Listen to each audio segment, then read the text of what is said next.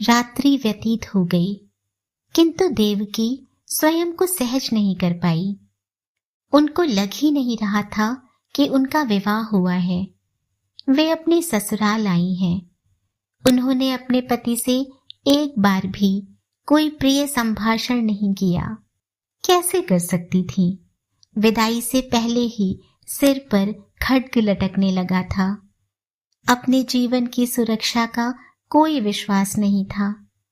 अपने पति के जीवित बने रहने की कोई आश्वस्ति नहीं थी। अपनी संतानों के जीवन के प्रति वे तनिक भी आशावान नहीं थी। यह घर उनके लिए कोई पराया और अपरिचित नहीं था। वसुदेव से ही देवकी की 6 बड़ी बहनों का विवाह हुआ था। विवाह के पश्चात उनके मायके से उन्हें विदा करने वाले उनके अपने सगे संबंधी थे।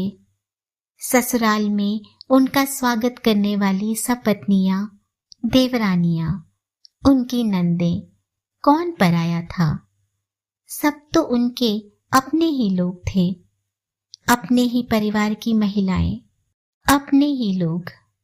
किंतु अकेले कंस के खड्ग उठा लेने मात्र से मानो सब कुछ बदल गया था।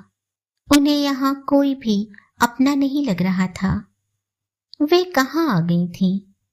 सुहाग की सेज कांटों से सजी हुई लग रही थी। यह विवाह न हुआ होता तो देवकी के पुत्रों की चर्चा कहाँ से उठती? और क्यों कंस का खड्ग अपनी ही बहन का रक्त बहाने के लिए उठता? पर क्या कहीं और विवाह हो जाता तो स्थिति बदल जाती? उस तांत्रिक भविष्यवक्ता ने तो कहा था, देवकी के 8वें गर्भ की संतान कंस का वध करेगी। यह तो कहा ही नहीं था कि वसुदेव की 8वीं संतान कंस का वध करेगी। देवकी का विवाह कहीं भी होता, उसकी ही संतान के हाथों कंस का वध होना था। संकट देवकी को और उसके पुत्रों को ही था। प्रातः नहा धोकर पूजा पाठ कर देवकी ने मायके जाने की तैयारी कर ली। वसुदेव ने उन्हें कुछ चकित दृष्टि से देखा। मेरे भाई आते होंगे, देवकी ने कहा। परंपरा के अनुसार मुझे मायके जाना होगा फेरा लगाने के लिए। वसुदेव भी जानते थे कि नववधू फेरा लगाने मायके जाती है। उसमें कुछ भी नया नहीं था। नया था तो देवकी का मायके जाने का उत्साह और अपने पति के प्रति उपेक्षा। वह तो ऐसे तैयारी कर रही थी जैसे कारागार से छूटकर अपने घर जा रही हो। मायके पहुंचकर अपने पिता के वक्ष पर सिर रख देवकी बहुत रोई। देवक तो एकदम घबरा ही गए। क्या हुआ देवकी? क्या बात है? वसुदेव से झगड़ा हुआ है? झगड़ा तो मुझे आपसे करना है पिताजी, अंततः देवकी ने कहा। देवक ने ध्यान से देखा। क्या बेटी यह सब कुछ लाड़ प्यार में कह रही है? नहीं, शायद वह पूर्णतः गंभीर थी। मुझसे कैसा झगड़ा? मैं तो मूर्ख हूं, नासमझ हूं, बच्ची हूं अभी, पर आप तो मनुष्य को पहचानते हैं। पहले भी 6 बेटियां जिस वर से ब्याह चुके हैं उसके विषय में इतना भी नहीं जानते कि उसमें वीरता का एक कण भी नहीं है। क्या वह वीर नहीं है? देवक अपनी पुत्री की बात पर हंसे। मेरी बालिका है, तनिक भी नहीं समझती कि क्या कह रही है। नहीं, वे तनिक भी वीर नहीं है। होते तो कंस का खड्ग देखते ही उनका हाथ भी अपने शस्त्र पर जाता। सामने शत्रु शस्त्र ताने खड़ा है और आप उसकी चाटुकारिता कर रहे हैं, विनय कर रहे हैं, प्रार्थना कर रहे हैं, उसकी प्रशंसा कर रहे हैं, उसे वचन दे रहे हैं कि हम अपनी सारी संतानें उसको सौंप देंगे ताकि वह उन्हें मार सके। देवकी हाँफ रही थी। उस कुल में अपनी संतानें दान कर देने की परंपरा ही है। इनके पिता शूरसेन ने भी इनकी बड़ी बहन प्रथा कुंती भोज को दे दी थी। ये भी अपने 8 पुत्र कंस को दे देंगे ताकि वह उनका वध कर अपनी रक्त पिपासा मिटा सके। देवक चुपचाप बैठे रहे। कोई उत्तर है आपके पास? देवकी ने ललकारा। नहीं, कोई उत्तर नहीं है। देवक ने अपना सिर डाल दिया। यदि वसुदेव वीर नहीं है तो मथुरा में कोई वीर नहीं है। वह कैसे? उसने कंस से तर्क तो किया, चाहे किसी प्रकार का वचन देकर ही सही, किंतु तुम्हें सुरक्षित बचाकर अपने घर ले गया। देवक बोले, और किसी का मुंह भी खुला क्या कंस के सामने? तुम्हारे पिता और भाई भी कंस के उस रौद्र रूप का सामना कर पाए? हम में से ही कोई वीर होता तो कंस की भुजा थाम लेता। थामी किसी ने उसकी भुजा। सब के सब अपना मुंह छिपाकर कहीं लुप्त हो गए। अच्छा, कल जो हुआ सो हुआ, देवकी ने कहा। अब मेरी सुरक्षा के विषय में आपने क्या सोचा है? तुम्हारी सुरक्षा? देवक सिर झुकाए खड़े थे। उनकी समझ में नहीं आ रहा था कि वे क्या कहें। क्या बात है? देवकी ने कुछ बलपूर्वक पूछा। पत्नी की रक्षा तो पति ही करता है। अकेला पति न कर सके, राज्य उसकी रक्षा न करे, तो क्या भाई बंधु मिलकर उसकी रक्षा नहीं करेंगे? देवकी ने कहा, यादव वीरों के सारे शस्त्र, उनकी वाहिनियां, उनके स्कंधावार सब व्यर्थ हैं। कंस के अत्याचार से मुझे कोई नहीं बचाएगा। मथुरा के सारे यादव वीर संगठित होकर क्या अकेले कंस का सामना नहीं कर सकते? तुम भीतर आओ, मेरे साथ आओ। देवक उनका हाथ पकड़कर अपने साथ ले चले। ऐसी बातें सार्वजनिक रूप से नहीं होती। अपने कक्ष में आकर देवक ने कपाट भिड़ा दिए। सुनो देवकी, तुम्हें शायद मथुरा की स्थिति का पता नहीं है। देवक ने कहा, मेरे भाई महाराज उग्रसेन और मेरी भाभी आज कारागार में हैं। यादवों की प्रतिनिधि सभा के सारे अधिकार छिन चुके हैं। आज कंस की इच्छा यादवों का विधान है। कंस का समर्थन राज्य भक्ति है। कंस का विरोध राज्य द्रोह है। उसके भाई उसका विरोध क्यों करेंगे? अपना सिर कटवाने के लिए? अक्रूर उसका समर्थक बनकर वसुदेव से अधिक महत्वपूर्ण हो गया है। यादव संगठित हो भी जाए तो जरासंध से कौन लड़ेगा? भीमासुर तथा वाणासुर को कौन ललकारेगा? काल यवन का सामना कौन करेगा? तो इसका अर्थ है कि मेरे पति से भी पहले मेरे पिता कंस से हार माने बैठे हैं। कह तो दिया कि यदि वसुदेव वीर नहीं है तो मथुरा में और कोई वीर है ही नहीं। क्या मेरे विवाह से पहले भी आप इस स्थिति को जानते थे? जानता था। देवक कुछ अधिक ही गंभीर हो उठे। मेरा विचार है कि आज तुम भी सत्य को जान ही लो। कैसा सत्य? देवर्षि नारद ने मुझे बताया था कि विधि का ऐसा ही विधान है कि तुम्हारी 8वीं संतान के हाथों कंस का वध होगा। देवक ने कहा। मैं स्तब्ध रह गया था। तुम्हारी संतान कंस की शत्रु क्यों होगी? विधाता ने कंस का वध करने के लिए तुम्हारे ही पुत्र को क्यों चुना? किंतु ना तो मैं विधाता से पूछ सकता था और ना ही उन्हें अपने निर्णय को परिवर्तित करने का आदेश दे सकता था। किंतु आप देवर्षि से तो कह सकते थे कि वे इस विषय में मौन रहें, इसका प्रचार न करें। कभी तो किसी रहस्य को वे भी पचा जाएं। देवकी ने कहा, कंस तक यह सूचना न पहुंचे। कंस के गुप्तचर विधाता की सभा तक तो नहीं जा सकते थे। कहा था मैंने, एकदम इसी प्रकार कहा था। तो देवर्षि ने कहा कि वे ना भी बताएं तो कंस के ज्योतिषी, उसके तांत्रिक, उसके भविष्य वक्ता यह सूचना उसे दे ही देंगे। ऐसी बातें छुपाई तो नहीं जा सकती। और क्या? यह विधाता का विधान है कि अवतार अघोषित नहीं आते। उनके आने से पहले उनके आने की घोषणा हो जाती है। क्यों आवश्यक है यह घोषणा? ताकि कंस उसका वध कर सके। देवकी ने तमक कर कहा। मैं नहीं जानता, देवक बोले, किंतु देवर्षि का कहना था अवतार अघोषित नहीं आते। और चूंकि वे अवतार हैं, यह विधि का विधान है, इसीलिए वे अपना उद्देश्य पूरा कर ही लेते हैं।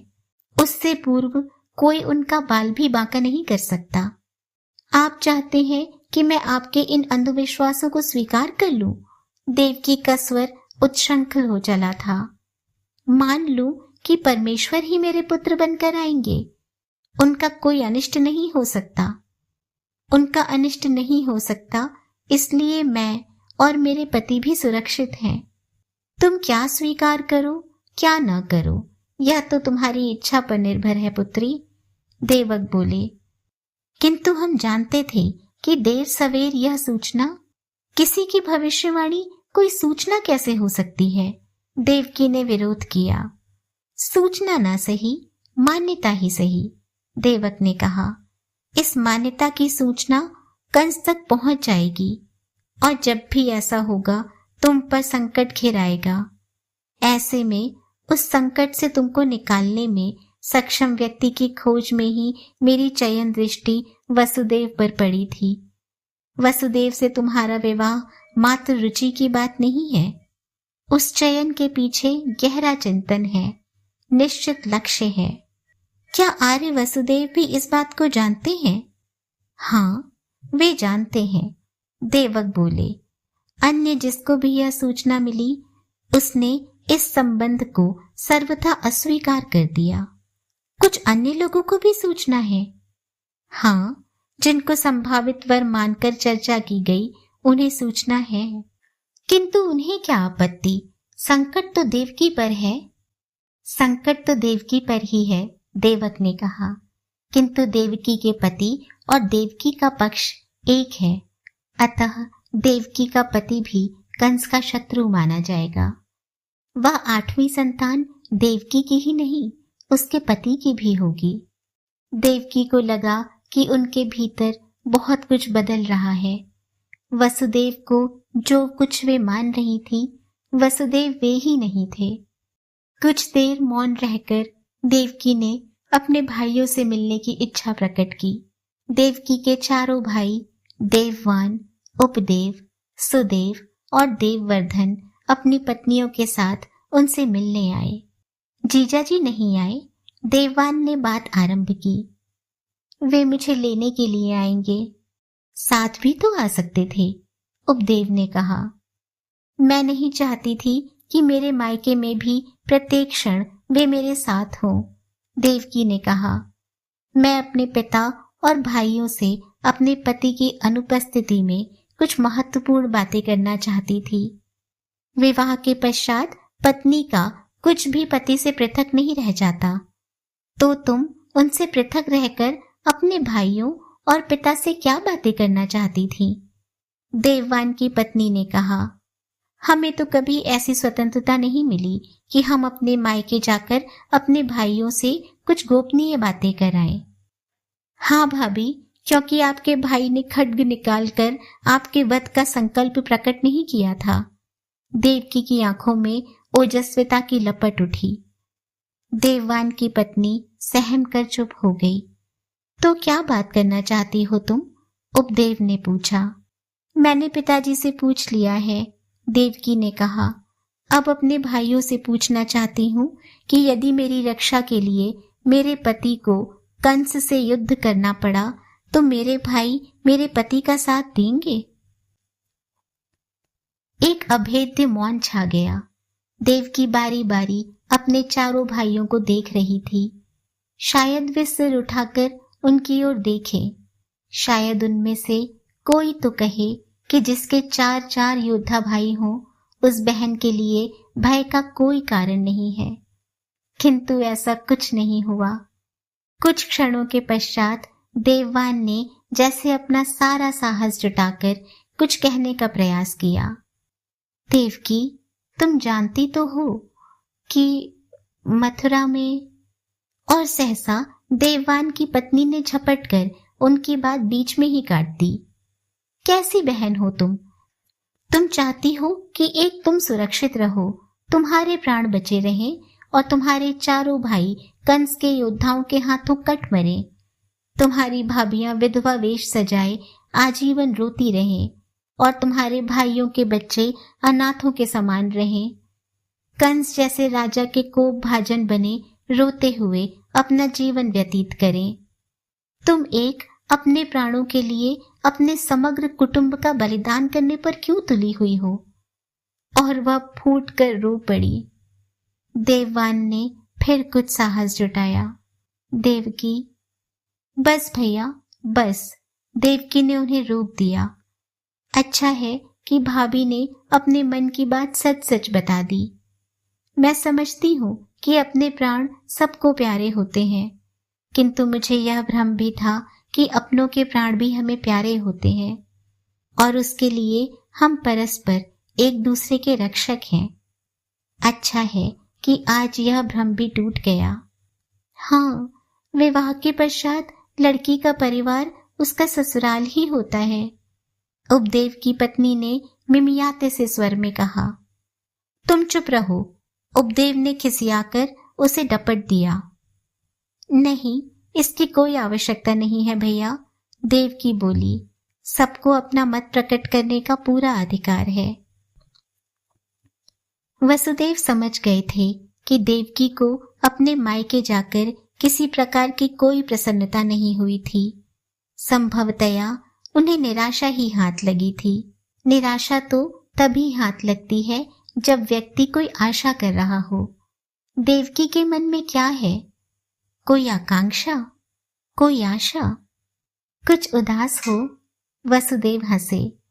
एक नवविवाहिता इस प्रकार उदास रहे तो उसका ससुराल कलंकित होता है। अतः हम अपने सम्मान की रक्षा के लिए तुम्हें प्रसन्न रखना चाहते हैं। मेरे प्रति अपने प्रेम के कारण नहीं, अपने सम्मान की रक्षा के कारण। यदि मैं अपने प्रेम की चर्चा करता तो तुम मेरा विश्वास नहीं करती। क्यों नहीं करती? क्योंकि पहले दिन से ही तुमने मुझे स्वार्थी मान लिया है। मैं तुम्हें बचाने के लिए कंस से लड़ा जो नहीं। मैंने अपने खड्ग के स्थान पर अपने मस्तिष्क और अपनी जिह्वा से काम लिया, चतुराई दिखाई, शौर्य नहीं। देवकी का चेहरा कैसा तो हो आया। वे कुछ कहना चाह रही थीं, किंतु कह नहीं पा रही थीं।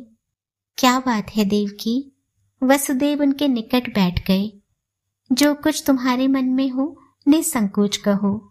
मेरे प्रति विरोध और अविश्वास हो तो भी कहो। हम एक दूसरे से अपने मन की बात नहीं कहेंगे तो घुट घुट कर मर जाएंगे। मरेंगे नहीं तो विक्षिप्त हो जाएंगे। मुझसे विवाह करने से पहले क्या आप जानते थे कि मथुरा में गुपचुप यह चर्चा है कि मेरी 8वीं संतान के हाथों कंस का वध होगा? जानता था। किसने बताया था? तुम्हारे पिताजी ने। फिर भी आप इस संबंध के लिए सहमत हो गए? हाँ। क्यों? आपको अपने प्राणों का मोह नहीं था? आपको अपनी पत्नियों और संतानों के जीवन पर उमड़ता संकट दिखाई नहीं दिया? आपको अपने भाइयों और उनकी संतानों की कोई चिंता नहीं थी? थी और है। सबकी चिंता है, सबका विचार है, वसुदेव बोले। किंतु वे सब लोग जो मेरे साथ संबंध होने के कारण संकट का अनुभव करते हैं, वे जब चाहें मुझसे अपना संबंध विच्छिन्न करने की घोषणा कर कंस के पक्ष में खड़े होकर अपनी रक्षा कर सकते हैं। किंतु आपको स्वयं को इस प्रकार एकदम अकेला कर लेने का क्या लाभ है? मित्र विहीन एकाकी हो जाने में न कोई लाभ है और न मेरी ऐसी कोई आकांक्षा है। तो क्षत्रिय का धर्म है असहाय को क्षत से त्राण देना, अन्याय और अत्याचार से लड़ना। यदि वे ही अन्याय और अत्याचार से नहीं लड़ेंगे तो कौन लड़ेगा? वसुदेव बोले। धर्म के मार्ग पर चलने में मुझे किसी प्रकार का कोई भय नहीं लगता। मेरी तेजस्विता मुझे भयभीत होने नहीं देती। चाहे सारा संसार आपका विरोधी हो जाए और आपकी सहायता करने वाला एक व्यक्ति भी ना हो। देवकी ने पहली बार अपनी पारदर्शी आंखों में प्रशंसा का भाव लिए हुए उनकी ओर देखा। आप जानते हैं, कंस के विरुद्ध इस युद्ध में मेरे भाई और पिता तक आपकी कोई सहायता नहीं करेंगे। जानता हूं, तो फिर तुम अपने सहायक केवल उनको मान रही हो जो तुम्हें चारों ओर दिखाई पड़ रहे हैं। आपके सहायक दूसरे राज्यों में हैं। नहीं, ईश्वर के कोटि कोटि अदृश्य हाथ मेरे सहायक हैं। वसुदेव रुके। मेरे सहायक क्या है? वे ही सारा कर्म करते हैं। मैं कुछ नहीं करता, तुम कुछ नहीं करती। हमारा भ्रम हमें दिखाता है कि जैसे सब कुछ हम ही कर रहे हों। देवकी का चेहरा कुछ विकृत हो गया। स्वयं को सर्वथा अक्षम और असहाय पाकर कहीं आप हताश अथवा विक्षिप्त होकर तो वैसी बातें नहीं करने लगे। वसुदेव हंस पड़े। नहीं देवकी, मैं तनिक भी हताश नहीं हूं। मैं पूर्णतः आश्वस्त हूं कि ईश्वर ने यदि एक दायित्व मुझे सौंपा है तो वह उसके लिए साधन और सामर्थ्य भी देगा। मुझे तो कोई दिखाई नहीं पड़ रहा। कोई बात नहीं, वसुदेव बोले। मनुष्य को सदा सब कुछ दिखाई नहीं पड़ता। सत्य तो यह है कि जब तक हमें किसी मनुष्य का हाथ दिखाई देता है तब तक ईश्वर का हाथ दिखाई नहीं देता। ईश्वर का हाथ? जब ईश्वर ही दिखाई नहीं देता तो उसका हाथ कहां से दिखाई देगा? 10 दिशाओं में केवल कंस और उसके साथियों के हाथ दिखाई पड़ रहे हैं। देवकी कुछ खींच कर बोली। ईश्वर के हाथ धरती में से उगाते हैं, सरिताओं की लहरों में से जन्म लेते हैं, मेघों को चीर कर प्रकट होते हैं। आपको नहीं लगता कि ये सब एक अव्यवहारिक भक्त की अबोध अपेक्षाएं हैं? मात्र प्रलाप है। ऐसा न होता तो ताऊजी कारागार में न होते, मथुरा के क्षत्रिय इतने असहाय न होते, जरासंध और काल यवन साधारण जन को पीसकर उनका रक्त न पी रहे होते।